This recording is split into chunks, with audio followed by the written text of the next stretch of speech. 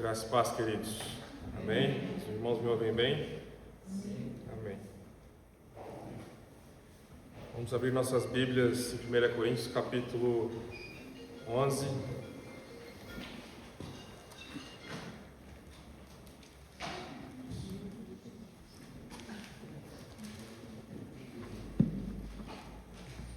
Primeiro aos Coríntios, capítulo 11.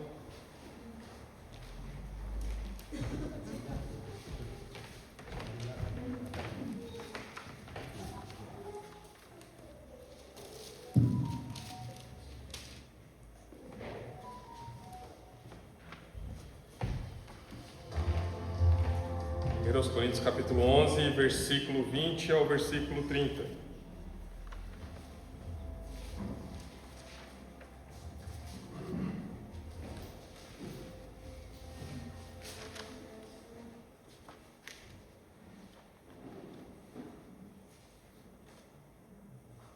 Amém? Diz assim a palavra do nosso Senhor: Quando, pois, vos reunis no mesmo lugar, não é a ceia do Senhor que comeis? Porque ao comerdes, cada um toma antecipadamente a sua própria ceia, e há quem tenha fome, ao passo que há também quem se embriague. Não tendes, porventura, casas onde comer ou beber? Ou menosprezais a igreja de Deus e envergonhais os que nada têm? Que vos direi? Louvar-vos-ei? Nisso certamente não vos louvo. Porque eu recebi do Senhor, e também vos entreguei, que o Senhor Jesus, na noite que foi traído, tomou o pão, e tendo dado graças, partiu e disse: Isto é o meu corpo, que é dado por vós. Fazei isto em memória de mim. Por semelhante modo, depois de haver ceado, tomou também o cálice, dizendo: Este cálice é a nova aliança no meu sangue. Fazei isto todas as vezes que o beberdes, em memória de mim. Porque todas as vezes que comerdes este pão e beberdes o cálice, anunciais a morte do Senhor, até que Ele venha. Queria repetir essa frase com os irmãos. Porque todas as vezes que comerdes este pão e beberdes este cálice, anunciais a morte do Senhor, até que Ele venha. Por isso, aquele que comer o pão ou beber o cálice do Senhor indignamente será réu do corpo e do sangue do Senhor. Examine-se, pois, o homem a si mesmo, assim coma do pão e beba do cálice, pois quem come e bebe sem discernir o corpo, come e bebe para juízo. Eis a razão, porque há entre vós muitos fracos e doentes, e não poucos que dormem. 1 Coríntios capítulo 15,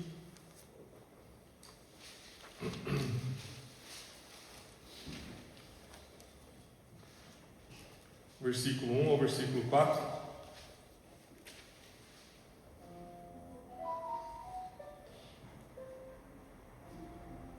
Irmãos, venho lembrar-vos do Evangelho que vos anunciei, o qual recebestes e no qual ainda perseverais. Por ele também sois salvos, se retiverdes a palavra tal como vos-la preguei, a menos que tenhais crido em vão. Antes de tudo vos entreguei o que também recebi, que Cristo morreu pelos nossos pecados, segundo as Escrituras, e que foi sepultado e ressuscitou ao terceiro dia, segundo as Escrituras. Abra comigo em 1 Coríntios capítulo 2, versículo 1 em diante, algumas páginas para trás.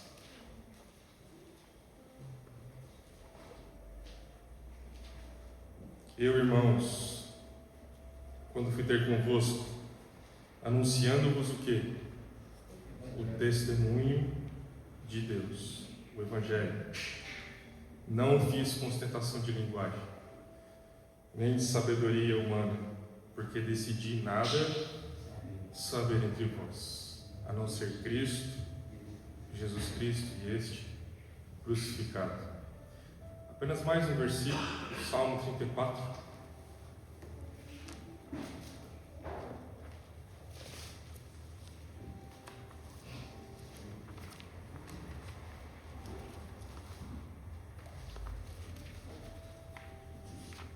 Salmo 34.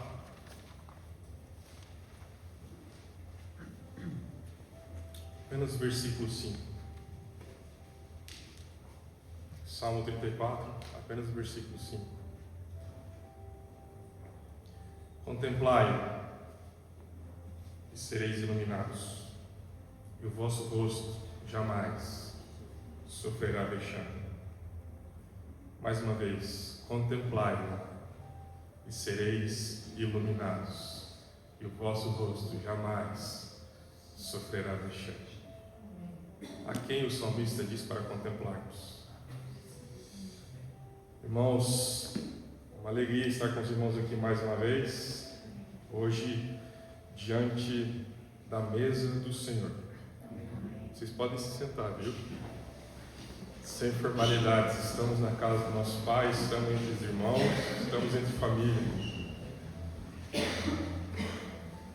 Hoje, diante da mesa, nas Escrituras nós temos mandamentos e temos ordenanças. E há duas em especial que foram deixadas nos Evangelhos pela boca do nosso próprio Senhor. Uma delas é que nós deveríamos ir e fazer discípulos. Nosso Senhor disse em Mateus 28, 20: Ide por todo mundo, pregai o Evangelho, fazei discípulos de todas as nações. E ele diz: batizando-os em nome do Pai, do Filho e do Espírito Santo. Mas há uma segunda ordenança, e nós chamamos essas ordenanças de ordenanças sagradas, porque elas vieram como ordenanças diretas do boca do nosso próprio Senhor.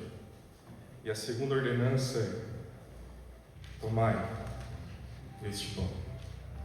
Quando vocês fizerem isso, lembrem-se de mim. Quando vocês beberem desse cálice, lembrem-se de mim.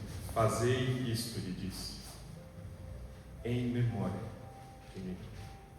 Então, o que nós estamos fazendo aqui nessa manhã? Lembrando do nosso Senhor. Não é lembrando de nós mesmos, nem das nossas próprias lutas, nem dos nossos próprios temores, nem das nossas próprias aflições. Essa mesa não diz respeito a mim, nem a você.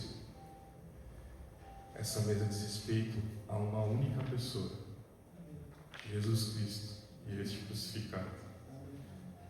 Hoje nós temos que estar com o coração voltado unicamente para Ele, deixando nossos problemas de lado, nossas aflições, nossas preocupações, nossas ansiedades, e nos aquedarmos aos seus pés para fazermos aquilo que o salmista mesmo disse: contemplai-o e sereis iluminados, e o vosso rosto jamais sofrerá vexame. Sei que os irmãos estão começando a estudar um assunto chamado discipulado, e não pode haver discipulado sem contemplação daquele que é o nosso mestre. Lembro daquilo que o próprio Senhor disse em Mateus: basta o discípulo ser como seu mestre. E nós só podemos ser se nós contemplarmos ou olharmos atentamente para aquele de quem nós devemos imitar. Amém? Então essa mesa não diz respeito a nós, diz respeito à pessoa e à obra de Jesus Cristo. Sempre que nós tivermos consciência de que nós vamos partir o pão e beber do cálice, meu irmão e minha irmã, venha com reverência à casa do Senhor, porque essa casa tem um anfitrião. Glória a Deus. Amém? Tem um anfitrião aqui essa manhã. Ele chamou os discípulos em João 13, ele diz assim, que ele desejava, Lucas capítulo 12, 22 também, diz que ele desejava comer ansiosamente com os discípulos aquela Páscoa. Então essa mesa diz respeito a estarmos com Ele. Não é a nossa mesa. Lembra que Paulo disse: não tendes casa onde comer e beber? A mesa do qual participais não é a mesa do Senhor? Oh irmãos, que mesa é essa da qual nós estamos participando? Há alguém do qual nós estamos sentados com Ele à mesa, de quem foi o Criador dos céus e da terra. Por isso que essa mesa, como nós cantamos, ela também anuncia uma mesa futura, chamada de bodas ou ceia do Cordeiro. Porque, como nosso irmão leu aqui no início da reunião, nós temos uma esperança viva. Amém? Então, essa mesa nós temos que nos chegarmos com o coração de que ela nos traz não apenas um ritual religioso. Ela não é como um memorial, onde os pássaros se alinham, mas elas nos trazem o significado de que essa mesa nos faz lembrar e nos tem memórias vivas de amor. Isso diz sobre memórias de que Cristo morreu por nós, segundo as Escrituras, e ao terceiro dia Ele ressuscitou, segundo as Escrituras. Se Cristo não morreu e não ressuscitou, é vã a nossa fé. Então é sobre isso que eu gostaria de compartilhar com os irmãos nesta manhã. Nada na vida do crente é tão importante quando nós abrimos a palavra de Deus, ainda mais quando se referimos aos dias dos quais estamos vivendo, ocuparam o nosso coração com um cerne de interesse no que diz respeito ao tempo e à eternidade, do que é a morte do Senhor. Deu para entender? Nesses últimos dias, a morte do Senhor, a vida do Senhor Jesus deveria ocupar um lugar de interesse central nos nossos corações, porque tudo na nossa vida que depende desse assunto, no que diz respeito ao tempo que nós vivemos e à eternidade que nós passaremos. Deu para entender agora? Amém. Irmãos, alguns eruditos tratam a morte do Senhor, porque foi isso que nós lemos no texto de Coríntios, lembra? Quando vocês bebem do cálice, comem do pão, o que nós estamos fazendo? Anunciando a morte do Senhor, até que Ele venha. Então, quando nós partimos o pão, é isso que estamos fazendo. E o salmista diz assim: contemplai-o. Contemplação significa olhar não apenas com os olhos naturais, mas com os olhos da fé, com os olhos do coração. Tudo aquilo que nós contemplamos gera transformação em nós. Se você tem dúvida disso, abre em 2 Coríntios capítulo 3, versículo 18, Paulo diz assim: contemplando como por espelho, somos transformados, como pelo Senhor o Espírito, na sua própria imagem. Percebe? Contemplação gera transformação. Então, alguns eruditos do passado, como por exemplo Charles Wesley, irmão de John Wesley, chamam esse evento da morte do Senhor de um mistério dos mistérios. Como pode o imortal morrer? É um paradoxo. Ele diz assim: morre o imortal, o mistério dos mistérios. Há 4 aspectos inicialmente para a fundamentação do compartilhar que nós temos essa noite. Eu gostaria de compartilhar com os irmãos dessa manhã sobre as 7 palavras de Cristo na cruz. Mas, em primeiro lugar, eu gostaria de colocar 4 fundamentos para nós sobre a morte do Senhor. O primeiro fundamento é que foi uma morte natural. Como todo ser humano, Jesus morreu uma morte natural.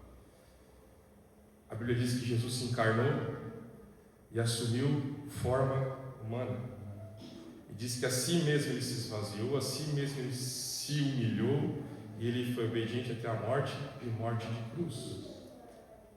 Então, nosso Senhor morreu uma morte como qualquer um de nós morreria, porque ele era homem como nós. Embora sendo Deus, de Deus verdadeiro, 100% Deus, mas ele era homem, 100% homem, de homem verdadeiro. Então ele morreu uma morte como a nossa. Esse é o primeiro fundamento, uma morte natural. A segunda, a sua morte não foi natural, porque aquele que morreu, Maria recebeu a visita do anjo, e o que o anjo disse? O ente que de ti há de nascer será chamado Filho do Altíssimo. O ente santo que de ti há de nascer será chamado Filho do Altíssimo. Então quem estava na cruz? Ao mesmo tempo que essa morte ela é chamada de préternatural. O que significa isso? ela foi conhecida nos concílios eternos, quando nada, nem uma partícula de tempo, quando o tempo nem ainda existia. Nos concílios da Trindade, o Pai, o Filho e o Espírito Santo se reúnem e o Filho se apresenta como o Cordeiro de Deus para ser oferecido em sacrifício eterno pelos pecados do seu povo. Apocalipse 13:8 diz assim: e o Cordeiro de Deus que foi imolado antes da fundação do mundo. Pedro, 1 Pedro, ele diz assim: mas pelo precioso sangue como de cordeiro sem defeito e sem mácula, o sangue de Cristo, conhecido com efeito antes da fundação do mundo, porém manifestado no fim dos tempos por amor de vós, que por meio dele tendes fé em Deus, o qual ressuscitou dentre os mortos e lhe deu glória, de sorte que a vossa fé e esperança estejam em Deus. Amém? Amém. O sangue do Cordeiro de Deus, que foi conhecido antes da fundação do mundo. Antes de eu e de você nascermos, antes de sermos um projeto, ele já tinha conhecido cada um de nós, já tinha morrido pelos nossos pecados. Ao mesmo passo que essa morte ela foi natural, ela foi não natural, ela foi preternatural, conhecida antes da fundação do mundo, ela também foi uma morte sobrenatural. Porque se o seu nascimento foi sobrenatural, a sua morte também deveria ser sobrenatural. Para que ao terceiro dia ele pudesse ressuscitar. Aleluia. Sabe por que foi uma morte sobrenatural, irmãos? Porque não havia pecado nele. Como pode? A morte só pode tocar aqueles que têm pecado. Mas não se achou dolo nenhum na sua boca. Ele é o primogênito dentre os mortos. Amém. Louvado seja o Senhor. O nosso Senhor, ele foi sentenciado à morte por ter se declarado rei. E como homem, ele viveu uma vida santa. E os momentos que antecedem a crucificação, e eu gostaria de falar com os irmãos justamente sobre esses eventos, sobre essas palavras da cruz, irmãos, porque nós, nesses últimos dias, pouco sabemos sobre aquele de quem nós seguimos. Nós sabemos muito sobre uma coisa chamada cristianismo, mas nós conhecemos pouco de quem o cristianismo fala. Amém.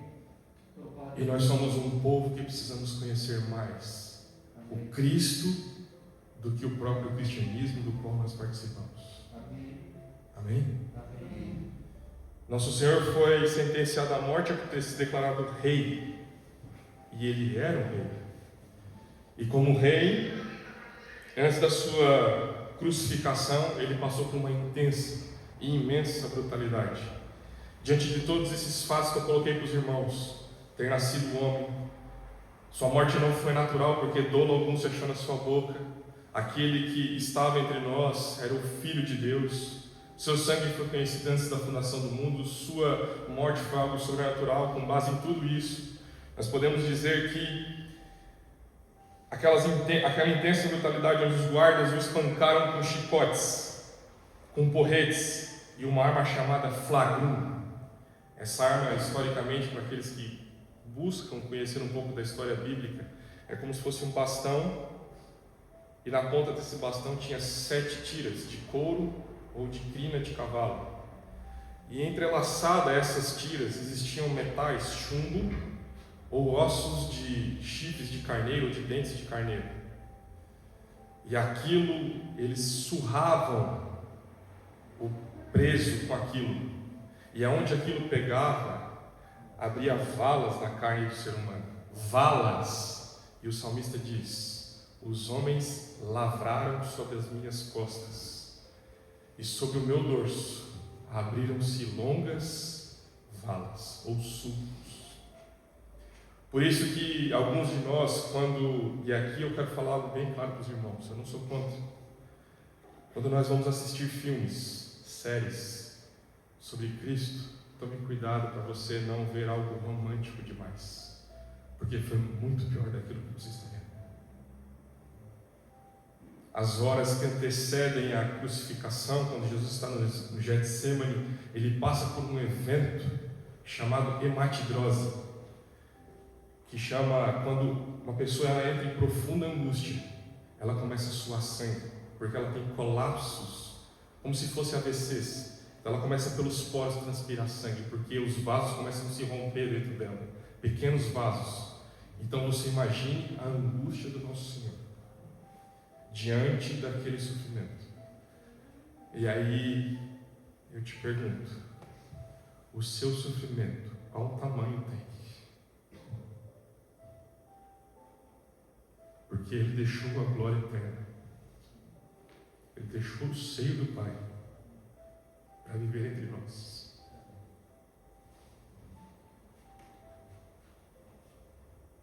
Quando o espancaram, deram-lhe uma coroa de espinhos. Essa coroa, esses espinhos, eles tinham mais ou menos por volta de 17 centímetros, de uma madeira tão bruta que era capaz de penetrar o crânio do ser humano. Deram-lhe uma manta, uma túnica de carmesim, colocaram sobre o seu ombro e deram-lhe o seu próprio trono, o estipe e o travessão, e fizeram-lhe carregar até o lugar do seu sepultamento. Quando chegaram ao pé do Monte Calvário, ao lugar da crucificação, arrancaram aquela manta. E todas aquelas ferimentos, aquelas feridas que estavam quase que, digamos assim, fechadas, estavam sendo reabertas. O sangue, a dor, o colapso de nervos ali é tão alto. O Jorge tem filho médico, sabe o que talvez isso signifique e possa colocar isso talvez depois um pouco mais de ciência para vocês. Os nervos entram em colapso. Os delírios são altos. Deram-lhe um trono e o proclamaram rei. Mas todo rei tem direito a um discurso, não é verdade? Amém. Quando ele é crucificado, e um detalhe interessante aqui, a cruz do preso, ela era confeccionada em torno de 7 a 10 dias antes da sua crucificação. Nosso Senhor foi condenado, digamos, numa quinta-feira à noite. Pegaram-lhe a cruz de um preso qualquer, que tinha as medidas, porque era tirada as medidas corporais, eram feitas furações nos braços, para que depois passasse aquele prego, ou os cravos, como nós cantamos aqui. Aquela cruz, ela tinha as medidas de um outro preso. Quem era esse outro preso? Ela tinha as nossas medidas. Por isso que quando Jesus foi ser crucificado, quando eles vão prender um braço, eles puxam o lado, para que se cumpra a escritura, é dito assim, que nenhum dos seus ossos foi quebrado, mas o seu lado foi deslocado. Porque ela não tinha as medidas corporais dele, mas tinha as minhas e as tuas. Amém. Naquele trono, ele vai declarar 7 palavras, que nós configuramos como o discurso do rei, do alto do seu trono. Contemple isso, irmão. Toma do cálice nessa manhã, coma do pão nessa manhã, mas tenha isso em vista, porque esse foi o preço pago pelo meu e pelo teu Senhor. Contemplai-o e sereis iluminados, e o vosso rosto jamais sofrerá vexame. A primeira palavra que nosso Senhor profere está em Lucas 23, eu gostaria de convidá-lo a abrir comigo. Lucas capítulo 23.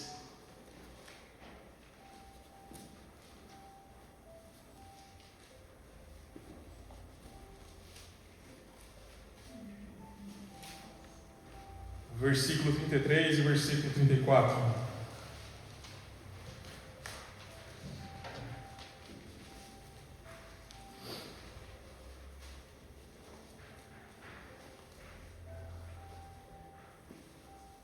Quando chegaram ao lugar chamado Calvário, ali o crucificaram bem como aos malfeitores, um à direita, outro à esquerda.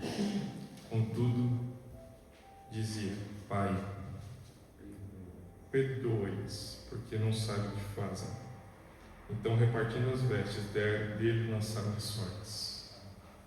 A primeira palavra que nosso Senhor profere, depois de ter passado por esses eventos, é: Pai, perdoa-lhes.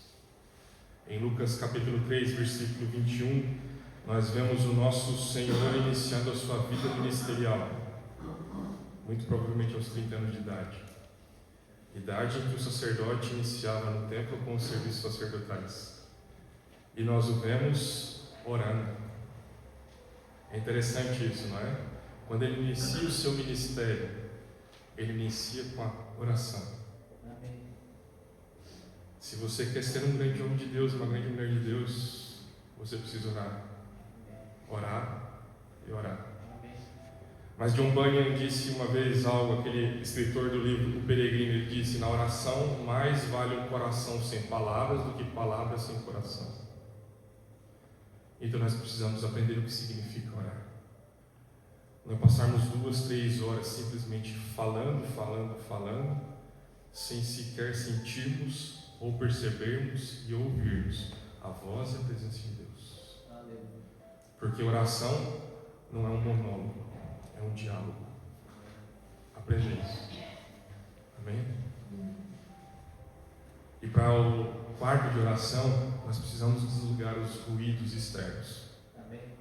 Nós não podemos escutar o bip do WhatsApp. Fica sós com Deus. Aprenda a ter quietude. Amém. Aprenda a desligar os sons externos. Procure ouvir a voz do seu mestre. É interessante que no meio do seu ministério nós vemos eles ensinando os discípulos a orar. E como é que ele ensina os discípulos a orar? Pai nosso, que estás nos céus, santificado seja o vosso nome. Até que ele diz: perdoa-lhes a quem nos tem ofendido e não nos deixe cair em tentação, mas livrai-nos do mal. Isso é no meio do seu ministério. Como é no final do seu ministério? Pai, perdoa-lhes, porque eles não sabem o que fazem. O Evangelho de Lucas tem o propósito de revelar a vida de oração do nosso Senhor. Porque, irmãos, para que se cumprisse o que o profeta Isaías tinha dito 100 anos antes dele, ele não apenas devia ser contado com os transgressores, mas pelos transgressores, ele também deveria o quê? Interceder. Percebe? Na sua morte, ele derramou a sua alma, e pelos transgressores, ele intercedeu. Por causa disso, irmãos, o autor de Hebreus vai dizer que ele assumiu uma posição hoje diante do Pai, onde ele intercede por nós todos os dias. Qual é o tamanho do seu problema? Há um homem na glória que intercede por mim e por você. Quando nós ouvimos de que existe um Deus que trabalha por aqueles que nele esperam, é porque todos os dias, ao nosso deitar e ao nosso levantar, existe um Deus que está sentado no trono, se importa comigo e com você, e que intercede por cada um de nós. Mesmo diante de todas as nossas falhas, mesmo diante de todos os nossos deslizes, o Senhor intercede por cada um de nós, para que nós não venhamos a entrar em tentação, para que o Senhor nos livre do mal. Percebe, irmãos? Não sou eu que oro por você, não é o Jorge que ora por você, ainda que isso também seja a nossa incumbência. Mas Jesus Cristo, o Filho de Deus, ora por você. E por causa disso nós temos uma âncora segura e firme, ao ponto de que nós podemos acessar com livre acesso à presença de Deus, nos achegarmos com graça diante do trono da graça, a fim de alcançarmos graça e misericórdia em ocasião oportuna. Esse é o nosso Senhor. Todos os dias Ele está lá. Viu, Fábio? Quando tu acorda, Ele já está lá orando. Aleluia. Amém? Glória a Deus. No versículo 39 do capítulo 3 de Lucas, nós temos a segunda palavra do nosso Senhor no alto daquela cruz.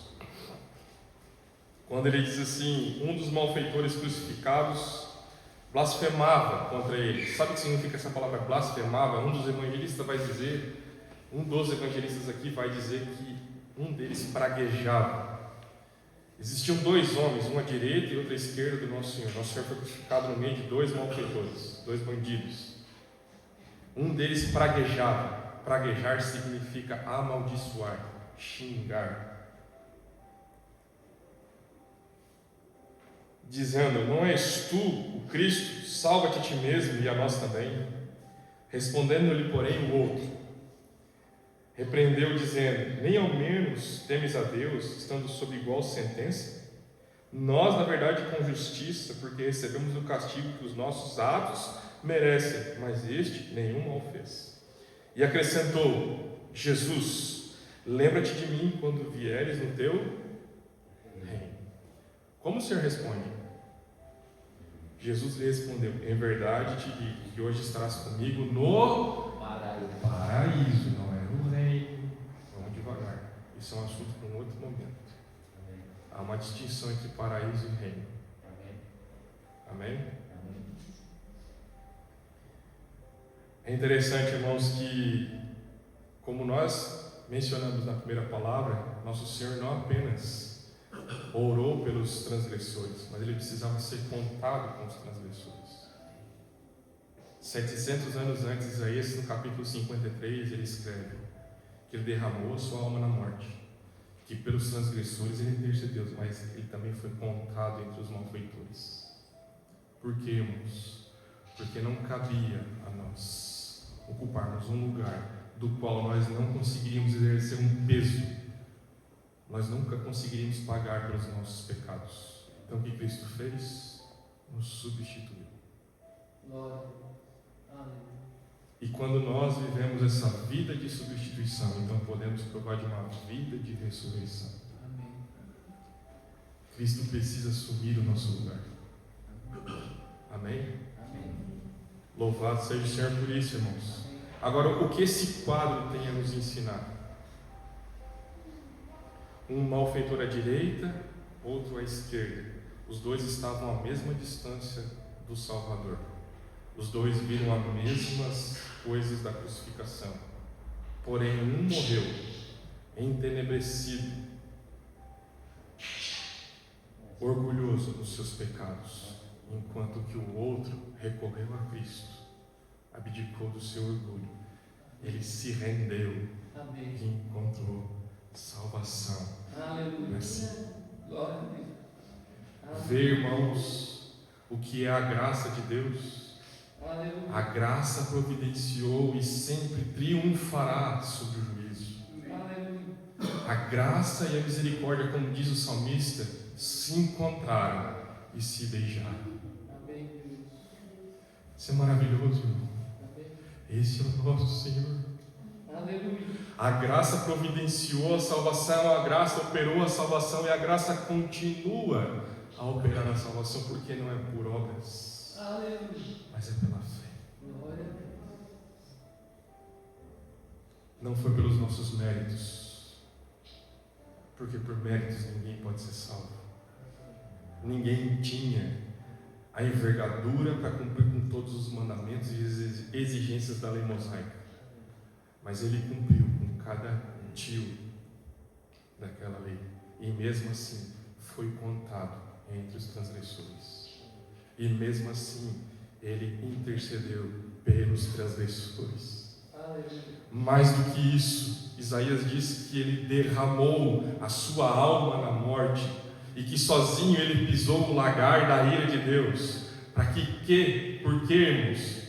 Para que ele um dia, diante da mesa, pudesse ver o fruto do penoso trabalho da sua alma, tendo muitos filhos à sua semelhança. Porque, como diz João, se o grão de trigo não cair em terra e não morrer, fica ele só. Mas se morrer, produz muito fruto.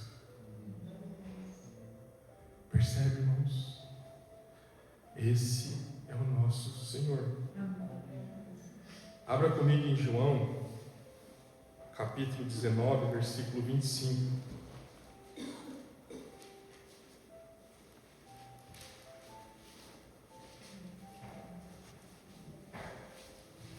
João, capítulo 19, versículo 25. Diz assim: E junto à cruz estavam a mãe de Jesus e a irmã dela, e Maria, mulher de Clopas, e Maria Madalena. Vendo Jesus, sua mãe, e junto a ela o discípulo amado, disse: Mulher, eis aí o teu filho. Depois disse ao discípulo: Eis aí tua mãe. Dessa hora em diante, o discípulo a tomou para casa. Essa é a terceira palavra do nosso Senhor. E nós a chamamos de palavra de afeição. Por quê, irmãos? Isaías 52, versículo 13 diz que o servo do Senhor procederia com prudência. Naquela época, as mulheres, quando elas ficavam viúvas e elas não tinham filhos homens, muito provavelmente elas tinham que ir à sociedade e se marginalizarem para poder ganhar a vida e poderem se sustentar. Mas o servo do Senhor procederia com prudência, e do alto da cruz ele faria provisão para aquela mulher. É interessante que aqui nós não a vemos chamando de mãe. Parece que justamente para que dentro da eternidade, dentro do tempo presente e do futuro, ninguém a idolatrasse. Percebe? Ele chama de mulher. Ele, como filho mais velho, depois da morte de José, ele assumiu todas as dívidas da casa, ele se tornou o arrimo daquela casa. Ele que cuidava de toda a família. Embora ele tinha irmãos e irmãs, ele, como filho mais velho, ele era o provedor daquele lar.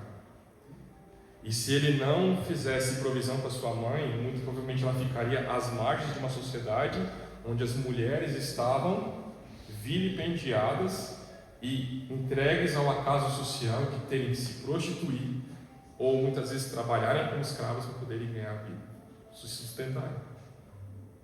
Então, o que ele faz? Para mim, esse é um dos textos mais bonitos, irmão. Do alto da cruz, diante da sua dor, do seu sofrimento, ele se preocupa com Maria. Amém. É interessante que Simeão, quando Jesus nasceu, Simeão fez uma profecia. Ele disse que uma espada transpassaria o seu coração, a sua alma. Como mãe, eu fico imaginando, aqueles que aqui me conhecem por pouco tempo sabem que eu fui pai há 15 dias. Irmãos, eu tento me colocar aqui nesse momento no lugar das mulheres, porque eu vivi um pouco disso. Fique imaginando você como mãe, não havendo lugar para ele na estrebaria, lugar nenhum. Só havia lugar numa estrebaria.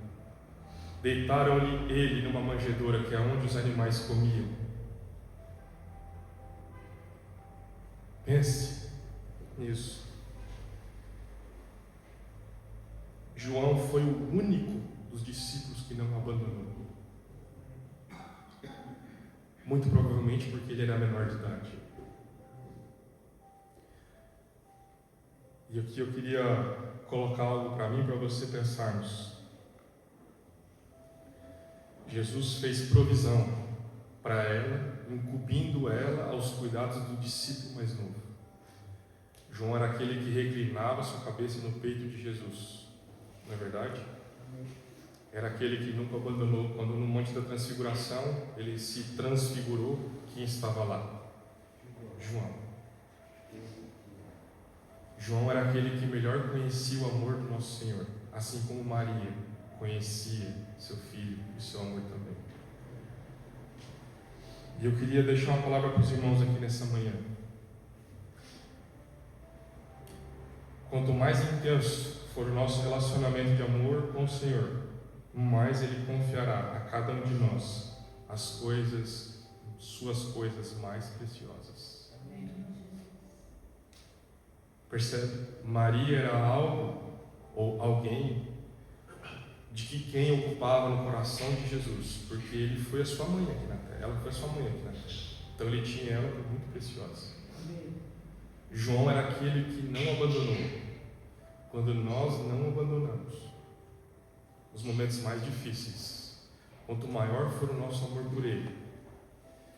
E aqui eu queria deixar algo muito do coração do Senhor para os irmãos. Se nós o amarmos e não o abandonarmos, nós nunca seremos carentes de revelação de quem ele é. Guarde isso, querido. Só uma coisa pode nos manter de pé nesses dias que antecedem a volta do Senhor e que nós vemos um cenário político, econômico e religioso entrando em colapso. Só uma coisa pode nos manter de pé: contemplação e devoção da pessoa e da obra do nosso Senhor. Nada pode renovar cristãos veteranos e crentes recém-convertidos, mantê-los firmes e de pé, do que uma visão bem clara, bem palpável da pessoa e da obra do nosso Senhor Jesus Cristo. Glória a Deus. Amém. Ore por isso, deseje isso, clame por isso. Amém. Até aqui o nosso Senhor profere 3 palavras. Essas 3 palavras, se você analisar, a primeira diz respeito aos pecadores, ele intercede por eles. A segunda, ele é contado com os transgressores, chama-se palavra de salvação. A terceira chama-se a palavra da afeição. Todas elas têm um relacionamento dele para com as pessoas. Mas agora nós entramos na 4ª palavra de afeição. Agora essa palavra ela não se refere aos homens. Abra comigo em Mateus capítulo 27.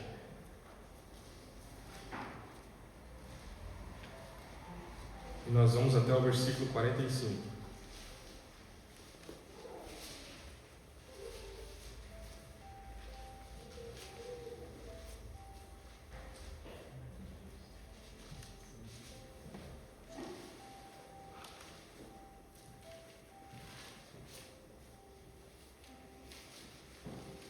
Mateus capítulo 27, versículo 45 e 46 diz assim: Desde a hora sexta até a hora nona houve trevas sobre a terra. Por volta da hora nona, clamou Jesus em alta voz, dizendo: Eli, Eli, lama sabachthani, que quer dizer: Deus meu, por que me desamparaste? Este é o 4º brado, ou a 4ª palavra do nosso Senhor, diante do seu discurso como rei no alto daquela cruz. Irmãos, toda a angústia do nosso Senhor no Getsemane se dá por causa dessa hora.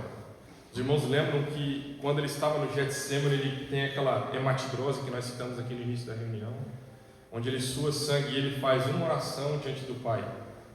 Que oração é essa?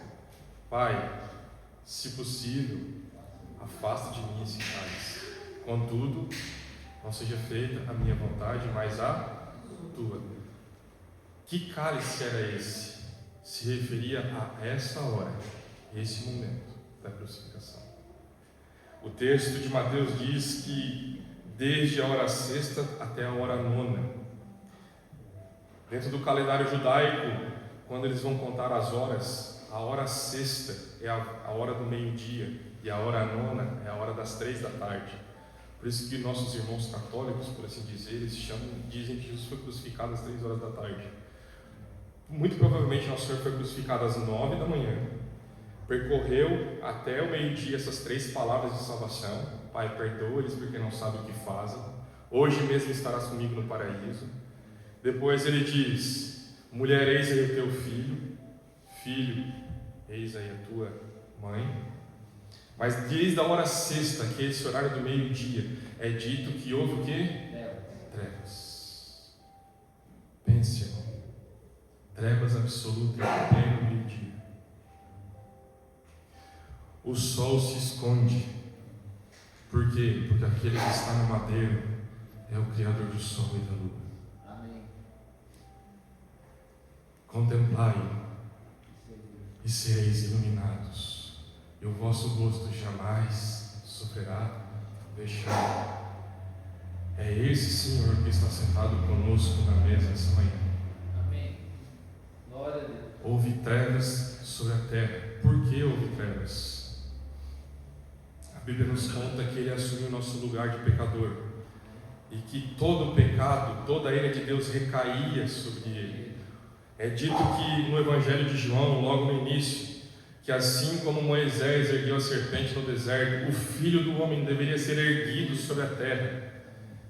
O Cordeiro de Deus é como que, fazendo uma analogia, sendo que travestido com peles de serpente. A serpente, ela sempre tem uma alusão negativa, uma imagem negativa. O Cordeiro sempre tem a imagem de um animal perfeito, um bichinho indefeso, não é verdade? Dócil. Mas naquele momento, o meu e o seu pecado, a ira de Deus, recaiu toda sobre Jesus. Mas sabe por que Jesus orou dessa forma? Pai, se possível, faça de mim esse cálice. Porque o salmista vai dizer assim: o Senhor tem sempre a minha presença. Ele via a face do Pai. Ele conhecia a eternidade. Ele participou dos concílios da eternidade. E quando a ira de Deus recai sobre o Filho de Deus, o Pai precisa fazer isso. Esconder a face do Filho. E tudo que Jesus mais temia, e tudo que você deve mais temer na sua vida e na sua caminhada com o Senhor, é perder a face do Pai. Sabe o que diz o texto de Tessalonicenses? Para aqueles que herdarão o juízo eterno, serão banidos da face de Deus. Sabe o que significa o inferno? O inferno significa a ausência eterna de Deus. Sabe o que significa o céu? A presença eterna de Deus. Apocalipse diz que naquele dia nós receberemos um nome na nossa fronte. E diz assim: e contemplaremos a sua face. Aleluia. Glória a Deus. Aleluia. E os seus servos o servirão. Aleluia. Glória a Deus. Paulo diz em 1 Coríntios, dizendo assim: nós ainda vemos ele como por espelho, uma imagem turva. Mas haverá um dia, irmão, em que nós havemos de vê-lo como ele é. E sabe o que nós enxergaremos naquele dia? As marcas do Calvário, nos pés e nas mãos, e o seu lado transpassado. Porque o texto de Apocalipse diz isso. Oh, irmão, é esse Senhor que você quer seguir, que você quer amar, que você quer imitar? É esse caminho que nós também devemos seguir. O caminho da cruz.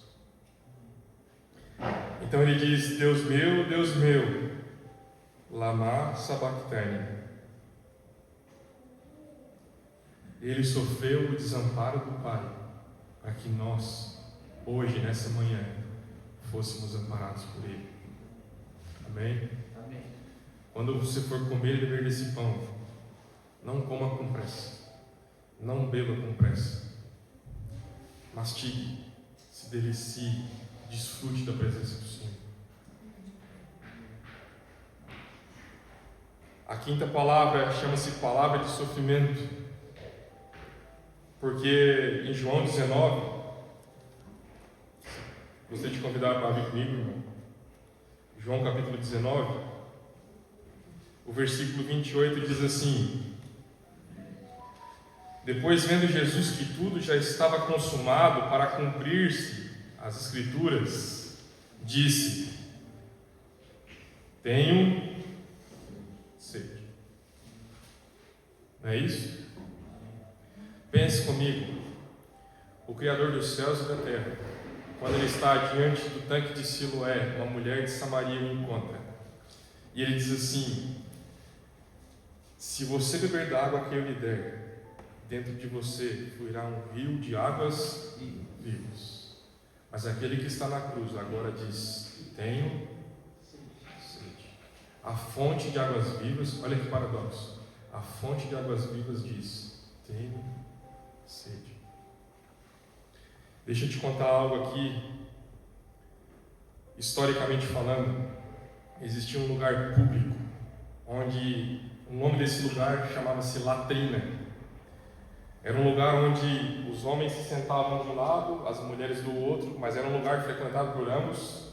No meio existia um córrego, e em cima desse córrego existia um lugar onde se depositava algumas varas com esopo na ponta, que era tirado de uma planta. Ali eram feitas as necessidades nessa latrina, e pegava-se aquele esopo, molhava-se na água e se limpava, e depois colocava-se ali. Vamos dizer assim, numa linguagem mais moderna, aquele papel higiênico da época. Percebe? Os homens que estavam ao pé da cruz com Jesus, entre eles os soldados romanos, levavam consigo um balde e uma vara de esopo. Quando Jesus disse: "Tenho sede", o que eles fizeram? Pegaram aquela vara com aquele esopo, embeberam em vinagre e botaram na boca do meu e do teu Senhor. Percebe, irmãos? Por isso eu disse: cuidado para quando você assistir filmes, não romantize. É muito maior do que você imagina a obra que o meu e o teu Senhor realizou na cruz. Não brinque de ser cristão. O Rei da Glória, o Senhor dos Senhores, o Criador dos céus e da terra, Cristo Jesus, o homem, sofreu exatamente o que você está imaginando aí. Ele disse: "Tenho sede". Pegaram aquele esopo, molharam e deram-lhe de beber. Cristo bebeu o amargo cálice da ira de Deus para que nós pudéssemos beber o doce cálice da salvação. Amém. Louvado seja o Senhor por isso. Aleluia. Ai, irmãos, quanto nós ainda somos fracos na nossa fé, porque nós conhecemos pouco do Senhor a quem servimos.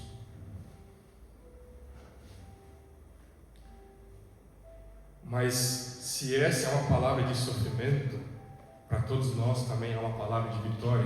Amém? Amém. Em João 19, versículo 30,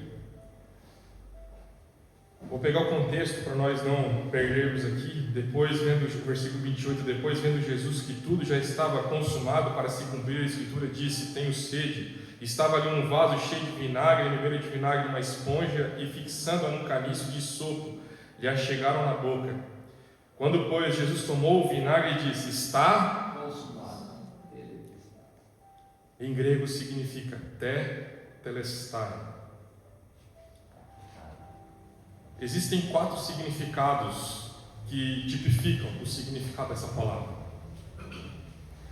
Quando os comerciantes negociavam e você tinha uma dívida naquela época e você quitava a sua dívida, aqueles comerciantes eles escreviam assim: tetelestai, está quitado, está pago. Colossenses 2,14 diz isso, que ele pagou toda a escrita de dívida que existia contra nós, encravando na cruz do madeiro, junto com os nossos inimigos e pecados. Os sacerdotes, quando eles recebiam um cordeiro como oferta, um animal, eles pegavam aquele animal e eles examinavam, imolavam, olhavam para ver se não tinha nenhum defeito, nenhuma mácula, e quando eles estavam, então eles diziam: esse cordeiro, esse animal está pronto para o sacrifício. Eles diziam: tetelestai, perfeito para o sacrifício. Amém. Quando um artista daquela época, ele pintava a sua obra-prima, ou ele esculpia aquela escultura, e ele chegava ao final da sua obra, ele dizia: tetelestai, está acabado, finalizado. Amém. Os atores nos seus anfiteatros, eles tinham 4 passos, ou 4 cenas, provavelmente, daqueles abrir e fechar de cortina. Todo o Antigo Testamento é um descortinário e um cortinário, um descortinário e um cortinário. A Bíblia toda é assim, ela é feita de cenas e atos. A primeira cena nós vimos no Jardim do Éden. O cordeiro sendo anunciado. Quando Adão peca, ele providencia um animal, muito provavelmente um cordeiro. E ele mola aquele animal. No Egito, a primeira instituição da Páscoa, eles comem um cordeiro. O cordeiro é tipificado. No terceiro ato, Isaías 53, nós temos um homem agora, não mais um cordeiro. O cordeiro, ele é personalizado.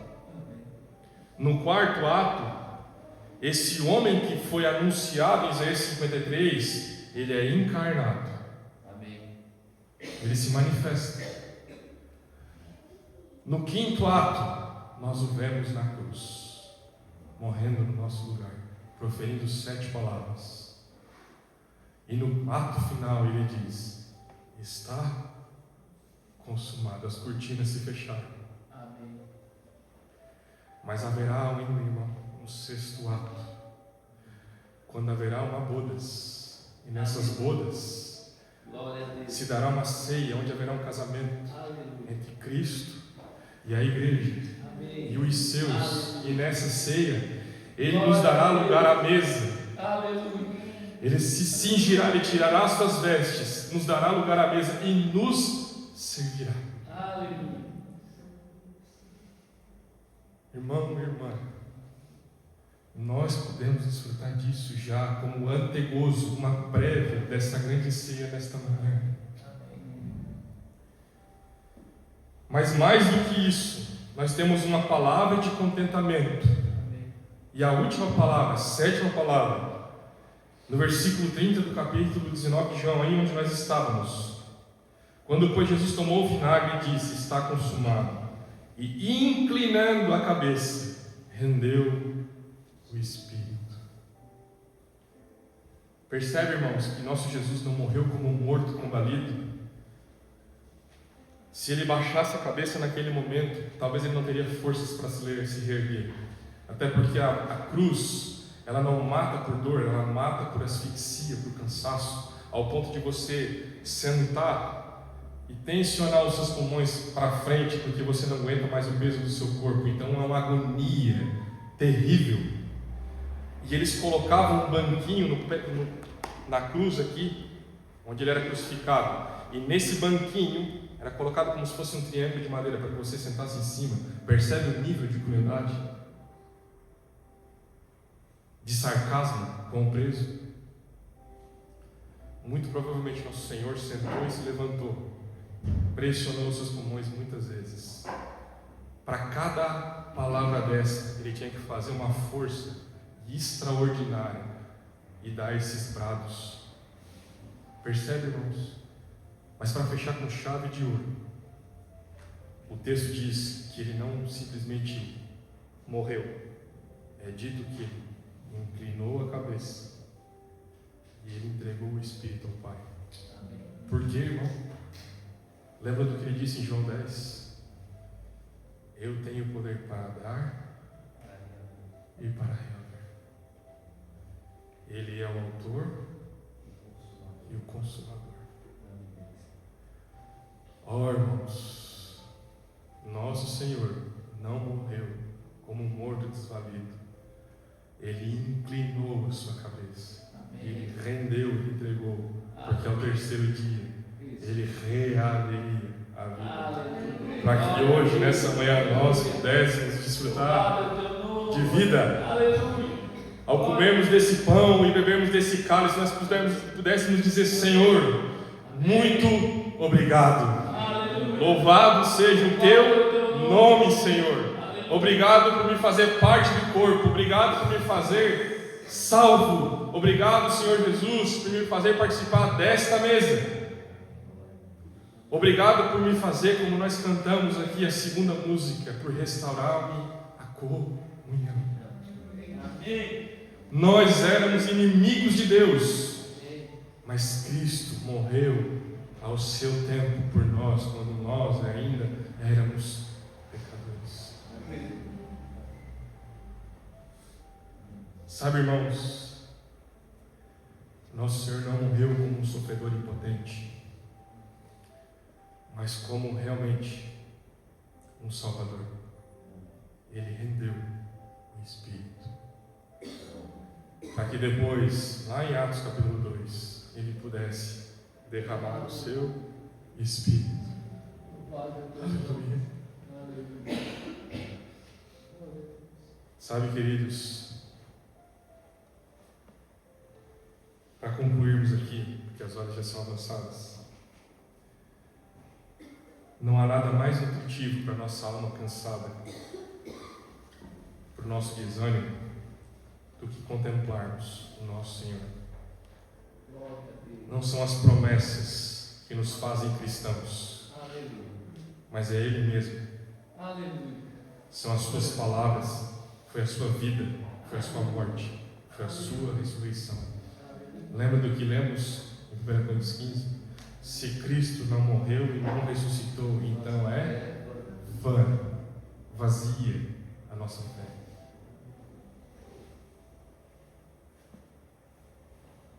Nós não estamos aqui para cumprir mais um rito religioso. Nós estamos aqui nessa manhã para desfrutarmos do Senhor. Amém? É uma alegria estar aqui com os irmãos essa manhã, partindo do pão, bebendo do cálice. Que nós possamos nos achegar com louvor no nosso coração. O capítulo 22, ou o Salmo 22, fala sobre um servo sofredor. Fala do pastor. Mas o capítulo 23, ele fala do bom pastor que dá a vida pelas suas ovelhas. Mas o 24 fala do sumo pastor. Sabe o que ele diz? Levantai, ó portas, as vossas cabeças, para que entre o Rei da Glória, triunfante, triunfante sobre a morte, sobre o pecado. Glória a Deus. Aleluia. Aleluia. Amém? Esse é o nosso Senhor. Aleluia. Esse é o meu e o teu Jesus. Aleluia. É nele em quem está a nossa fé. Amém. Aí o autor de Hebreus vai encerrar o capítulo, iniciar o capítulo 12 dizendo assim: portanto, tendo nós uma grande nuvem de testemunhas a rodear-nos, desembaraçando-nos do pecado que tenazmente nos assedia, corramos com perseverança a carreira que nos está proposta. Sabe como que nós podemos correr a carreira que nos está proposta? Olhando firmemente para o autor e consumador da nossa fé, que não fez caso da vergonha na cruz.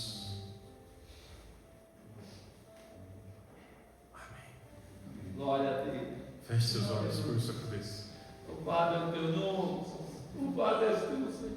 Glorificado és tu, Senhor. Louvado é o teu nome, Senhor. Santo, santo, santo és tu, Senhor. Aleluia. Senhor, é com reverência Louvado és tu, Senhor. Aleluia. e com santo temor que nós queremos nos achegar diante da tua mesa. E queremos reverentemente curvar o nosso coração diante daquele que é a majestade das majestades. Louvado é o teu nome, Senhor. É com reverência e santo temor que nós queremos nos aproximar de Ti, Senhor, nessa manhã, Amém. a fim de participarmos da mesa do Senhor. Obrigado, Senhor amado, porque o Senhor é Deus de verdade, Amém. porque o Senhor morreu por nós quando nós ainda éramos inimigos. Obrigado porque o Senhor nunca desistiu de nós, ainda que nós sejamos pessoas difíceis e complicadas, Amém. egoístas, inflamados em si mesmos. O Senhor nos trata não segundo o seu juízo, mas segundo a sua justa misericórdia. Obrigado, Senhor, nessa manhã, por nos preparar uma mesa diante dos nossos inimigos. Obrigado, Senhor, porque nessa manhã nós podemos comer e beber do pão da vida e do verdadeiro cálice de uma superior aliança. Senhor, abre os nossos olhos para que possamos te ver como nós nunca te vimos. Fala aos nossos ouvidos de de uma forma como nós nunca ouvimos. Aleluia. Toca no nosso espírito, Senhor, Glória a Deus. como nós nunca sentimos. Aleluia. Afaga a nossa alma, Senhor, Amém. ao ponto de nós sermos inundados. Mas eleva a nossa devoção ao ponto de nunca te abandonarmos, Senhor. Aleluia. Faça com que te vejamos nessa manhã Amém. e te venhamos a te louvar, Senhor. Amém. Em nome de Jesus.